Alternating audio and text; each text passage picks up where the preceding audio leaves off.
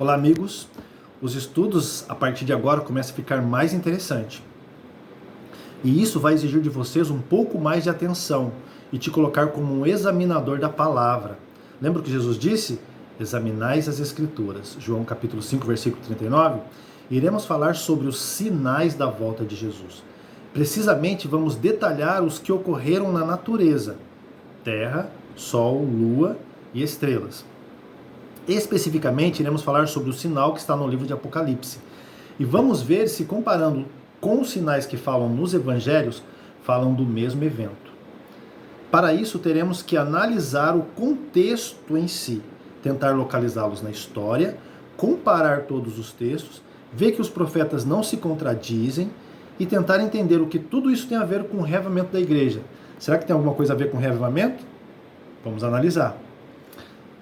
Vamos começar com o texto que está em Apocalipse capítulo 6, versículo 12 e 13, que é a abertura do sexto selo em si. E havendo aberto o sexto selo, olhei e eis que houve um grande tremor de terra. E o sol tornou-se negro como um saco de silício, e a lua tornou-se como sangue, e as estrelas do céu caíram sobre a terra, como quando a figueira lança de si os seus figos verdes, abalada por um vento forte. Capítulo 6 de Apocalipse fala da abertura dos 7 selos. Os 4 primeiros selos falam sobre os 4 cavaleiros do Apocalipse, seguido pela abertura do 5º selo e depois do 6º selo, obviamente. Mas vamos dar uma analisada rápida na abertura do 6º selo. Diz que ao abrir o 6º selo, houve um grande tremor de terra. Um grande terremoto foi o que deu início à abertura do 6º selo? Um grande tremor de terra ou terremoto. Em seguida ao terremoto, o sol tornou-se negro e a lua como sangue, e depois disso as estrelas caíram do céu sobre a terra.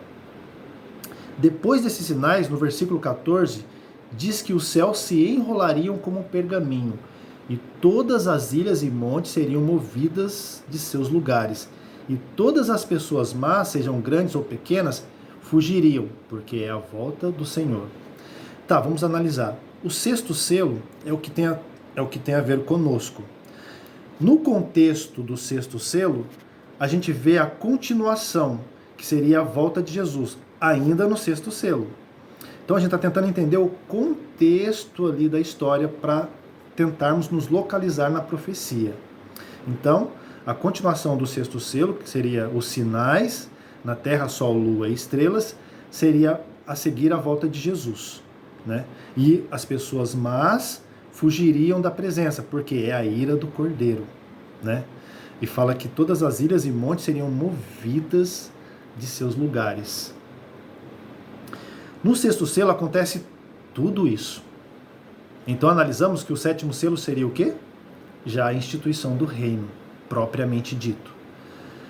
Agora vamos voltar um pouquinho na abertura do 5º selo. Então a gente vai voltar um pouquinho aí na profecia. Para entender a abertura do 6º selo, nós temos que entender o que aconteceu na abertura do 5º selo. Capítulo 6, versículo 9 ao 12 diz assim: fala de um povo que clama por justiça e juízo. O que leva a entender é que eles não estão presentes em pessoa, clamando, mas os seus atos justos, que os levaram à morte, é que clama a Deus, assim como o sangue de Abel clamava da terra por ser justo, porque o seu irmão Caim o matou por inveja. Isso está lá em Hebreus 11:4 e Gênesis 4:10. Então vemos um grupo de mártires que viveram em um período de tempo antes da abertura do 6º selo, que foram mortos pelo testemunho que deram e que clamavam ao Deus de toda a terra para vingá-los. A resposta do Todo-Poderoso foi: espere um pouco mais, porque ainda haveriam mais de seus irmãos que ainda seriam mortos. O que nos leva a entender que isso seria depois da abertura do 6º selo, certo? Então nós vemos aqui um povo, ali no 5º selo, que clama a Deus por justiça, porque morreram para dar testemunho da palavra de Deus. E Deus falou: espere mais um pouco, porque ainda tem um povo que passará pelo mesmo processo que vocês. Interessante. Então vemos um grupo de mártires que já morreram antes da abertura do 6º selo, e o sangue deles clamam da terra ao Senhor por justiça. E o Senhor diz: espere só mais um pouco, pois tem irmãos seus em uma geração posterior à de vocês que ainda morrerão, porque ainda não se completou o número dos que haveriam de ser mortos. Está lá em Apocalipse capítulo 6, versículo 11. Mas que em um determinado momento, entre o quinto e sexto selo, todos os casos seriam investigados, que se assentaria um tribunal. Vemos aí uma cena de juízo para um estudo posterior. Você pode pesquisar isso em Daniel 7, 9 e 10. Mas que o Senhor estaria analisando todos os casos, vivos e mortos. Agora vamos analisar o mesmo texto de Apocalipse, capítulo 6, 12 e 13, que fala desses mesmos sinais na natureza, pela visão do Evangelho de Mateus. Lembrando que no próximo vídeo vamos localizar esses sinais na história, com datas. Mateus 24, 29 diz assim: E logo depois da aflição daqueles dias, o sol se escurecerá, e a lua não dará sua luz, e as estrelas cairão do céu, e as potências dos céus serão abaladas. Notemos aí que Mateus não fala do grande tremor de terra, que vimos que marcou a abertura do sexto selo, de Apocalipse, mas que no final acrescenta que as potências do céu serão abaladas. Posteriormente, iremos entender isso também. Mas vamos ficar agora nos sinais: sol, lua e estrelas. Mateus diz: sol escurecerá. Apocalipse diz que ficará negro como um saco de silício. Tudo certo. Mateus diz que a lua não dará sua luz. Entendemos que é a sua própria luz, como estamos acostumados a ver. E Apocalipse diz que ficaria vermelha como sangue.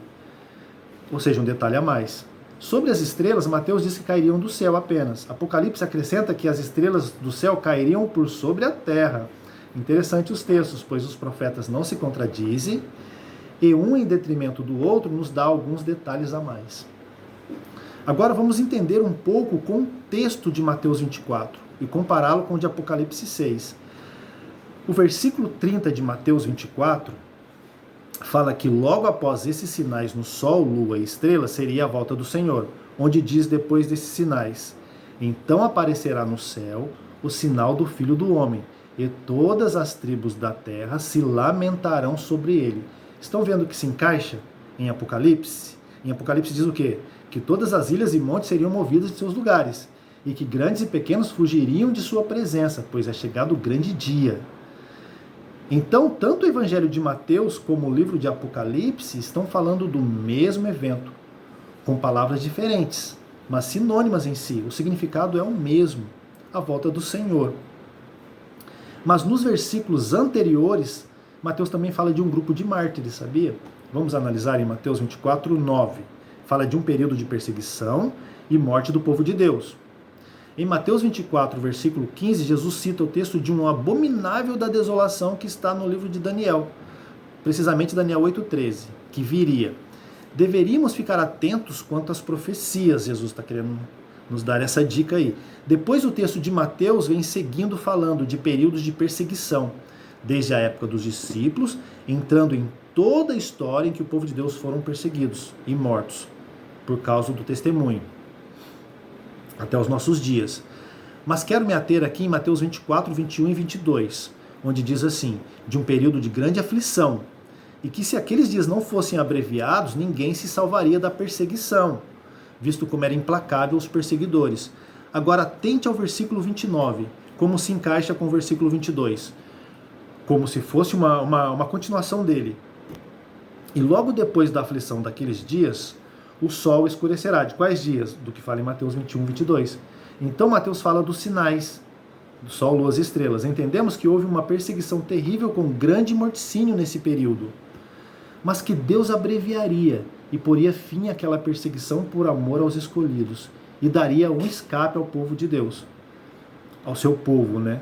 Pois ainda não se completaram o número dos que seriam mortos. Espero que não esteja ficando tão confuso, é muita informação, eu sei.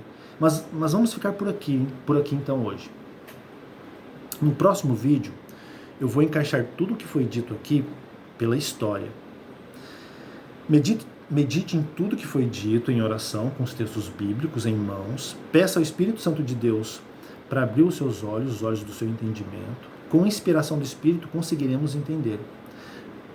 é meio complicado entender as profecias, é até mesmo meio complicado em explicá-las, mas é o Espírito de Deus que nos dá discernimento e entendimento.